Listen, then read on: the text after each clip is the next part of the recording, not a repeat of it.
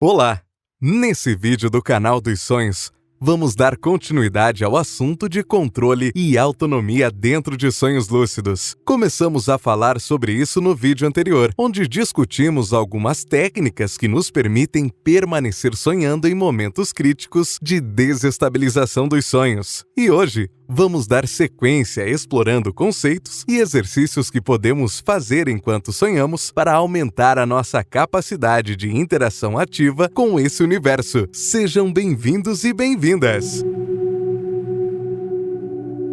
Como vimos no vídeo anterior, existem uma fina e delicada relação entre o nosso comportamento dentro dos sonhos e o comportamento do sonho propriamente dito. Aquilo que fazemos enquanto estamos sonhando de forma lúcida pode dar continuidade e gerar novas cenas dentro do sonho, ou pelo contrário, desestabilizar e destruir o que estiver acontecendo. E dois elementos que têm uma grande influência nessa dinâmica são as nossas emoções e sentidos. Emoções e autocontrole. De forma geral, o que nós sentimos dentro de um sonho acaba sendo amplificado e influenciando o próprio sonho. Isso é verdade, tanto para o que sentimos no campo das emoções, quanto para os nossos 5 ou mais sentidos. Por exemplo, durante pesadelos e sonhos assustadores, sensações como medo e angústia são comuns, e conforme tais sensações aumentam, elas tendem a tornar o sonho ainda mais assustador. Por outro lado, quando esse tipo de sensação não consegue assumir o controle de como nos sentimos e nos comportamos, é possível alterar o desfecho do sonho para algo menos horripilante. E mais ainda,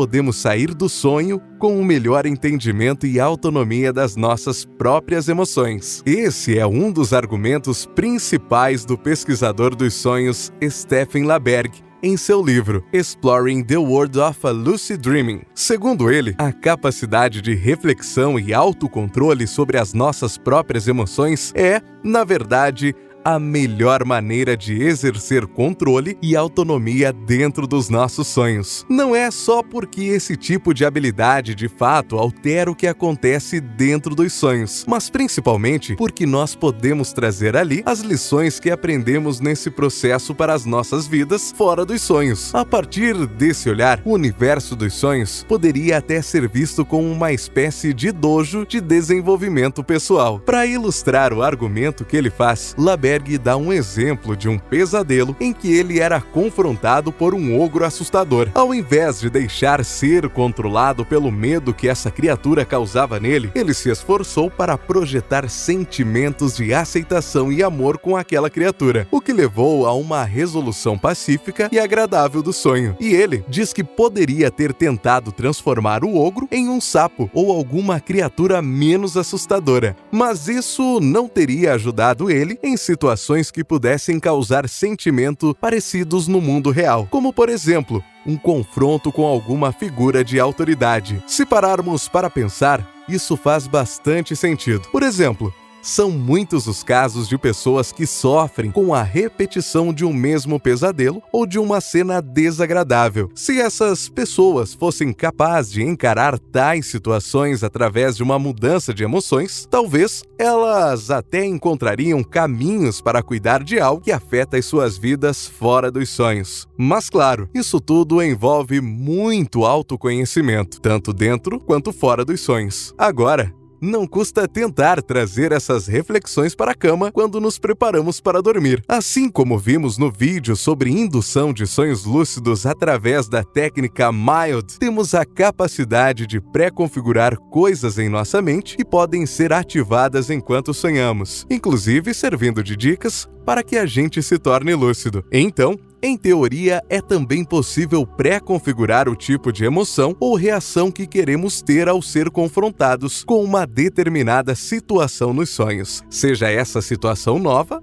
ou recorrente. De qualquer forma, também existe outro tipo de controle que podemos exercer dentro dos sonhos. Esse é menos sutil e mais direto. O controle de fazer acontecer e materializar qualquer coisa que quisermos. Esse tipo de manipulação pode ser o mais divertido para muitas pessoas, e ele também tem as suas contribuições para a vida fora dos sonhos. Desde que a gente entenda que não vamos conseguir fazer uma pessoa desaparecer da nossa frente sempre que quisermos, esse tipo de manipulação mágica dos sonhos pode ser bastante interessante para nos ajudar a desenvolver capacidades criativas e também enxergar o mundo de uma forma menos rígida e mais maleável. Existem vários exemplos de descobertas e criações que foram direta ou indiretamente influenciadas pelos sonhos. Algumas delas, inclusive, de forma deliberada e ativa através de sonhos lúcidos. Celebridades como Nikola Tesla, Salvador Dalí, Albert Einstein e James Cameron são reconhecidas como pessoas que conseguiram desenvolver esse tipo de capacidade. Vale a pena conferir as listas sobre descobertas importantes através de sonhos e sonhadores lúcidos famosos feitas pelo site World of Lucid Dreaming. Links nas descrições dos vídeos. Sentidos. Um padrão que emerge a partir das descrições de sonhadores que dizem poder criar os seus sonhos de forma deliberada é o fato deles terem os 5 sentidos bastante aguçados. De forma geral, é comum notarmos uma diferença nos nossos sentidos quando nos tornamos lúcidos dentro de um sonho. As cores parecem mais vivas, existe mais contraste e tudo parece estar em alta resolução. Mas esse tipo de sensação é só a ponta do iceberg. Treinar todos os nossos outros sentidos além da visão e além dos 5 sentidos que conhecemos pode ser um excelente caminho para se adquirir mais controle sobre os nossos sonhos.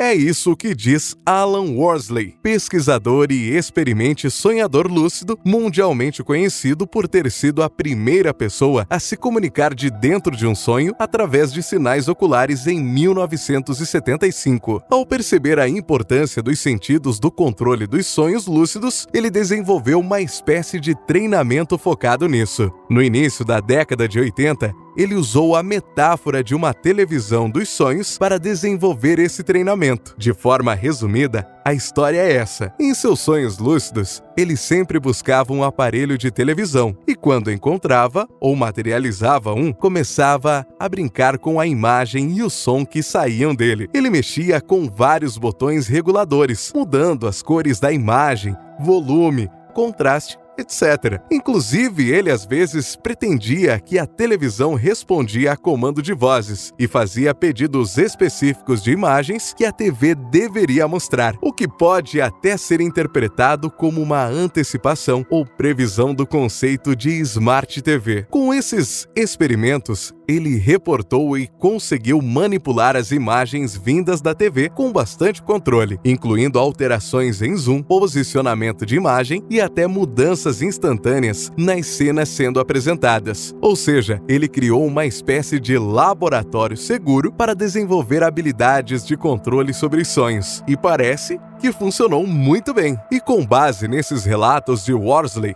LaBerge propõe um exercício para que qualquer sonhador lúcido possa melhorar as suas capacidades de controle em um sonho através dos 5 sentidos. Vamos a ele! Exercício: a televisão dos sonhos. Ao se deitar, lembre-se do experimento do Alan e tente dormir com isso na cabeça. Quando você obtiver lucidez dentro do sonho, encontre ou crie uma televisão grande, com ultra resolução e som surround total. Acomode-se e ligue o aparelho. Encontre os controles de volume, brilho e saturação de cores e experimente lentamente com eles. Aumente e diminua o som, ajuste a cor, preste atenção no que acontece com a imagem, focando em todas as alterações visuais. Você pode também tentar dar comandos de voz para a sua televisão ou criar qualquer outro tipo de tecnologia que sua cabeça possa imaginar. Quando você estiver satisfeito com a imagem e o som,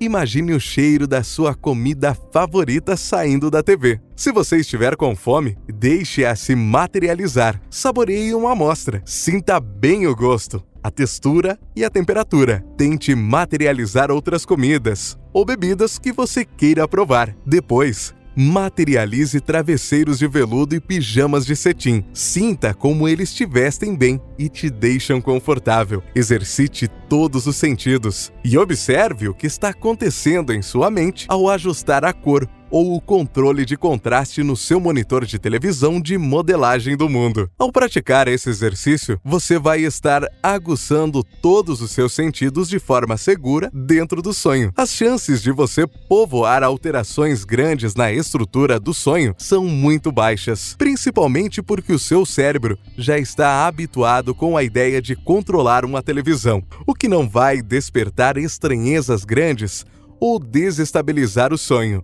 E conforme você vai ganhando mais controle sobre a televisão, você também pode expandir os aprendizados que você observar para cenas maiores fora da televisão, até que o sonho como um todo seja uma grande televisão que você pode alterar como quiser. Uma variação desse exercício envolve imaginar que, além da televisão, existe um videogame que você possa jogar e criar o jogo que você quiser. Isso irá te ajudar e ter ainda mais confiança na manipulação de cenas maiores dentro do sonho. Até porque estudos mostram que pessoas que jogam bastante videogame têm uma maior tendência a terem sonhos lúcidos por já estarem habituados com a ideia de interagir de forma ativa com o mundo irreal, como o virtual. Outras manipulações dos sonhos. Apesar das visões sobre o controle dos sonhos através das emoções e dos sentimentos serem baseadas em intensos estudos, muitos outros sonhadores lúcidos vão relatar que é possível manipular os sonhos sem precisar focar nisso. E eles estão certos. O pesquisador alemão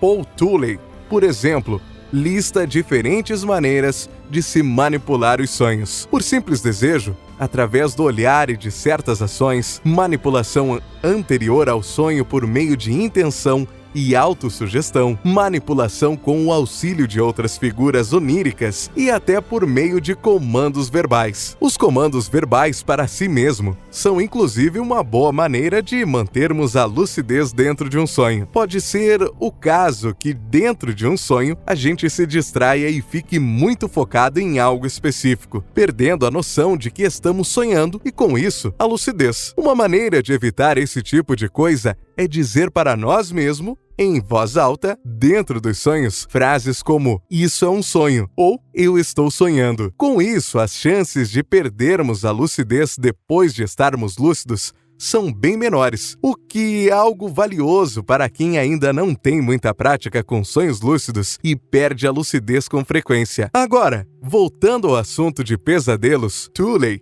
afirma, por exemplo, que figuras assustadoras nos sonhos podem se tornar menos assustadoras se olharmos elas direto nos olhos, ou se também conversarmos com elas, perguntando coisas como "quem é você?". Figuras estranhas podem se tornar familiares dessa forma. E o mais importante é que a conversa com essas figuras representa um excelente caminho para o autoconhecimento também, já que o sonhador pode encontrar símbolos nessas conversas que revelam coisas sobre ele próprio. Então vemos que as possibilidades são várias para interagir com os sonhos de forma mais ativa. O importante é sabermos o que funciona melhor para nós em cada situação. E isso, inevitavelmente, requer uma certa capacidade de autoobservação. Ou seja, no final das contas, um dos passos mais importantes para se manipular os sonhos é a autoobservação e autoconhecimento. E esse tipo de habilidade a gente desenvolve principalmente fora dos sonhos, através de diferentes práticas como meditação, mindfulness e através do próprio diário dos sonhos. E é com essa reflexão que encerramos esse vídeo. Nos vemos novamente na semana que vem, onde continuaremos a falar sobre como podemos manipular os sonhos, focando especificamente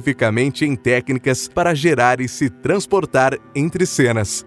Então fique ligado, se inscrevendo no canal e ativando as notificações. Enquanto isso, obrigado por assistir e tenha bons sonhos!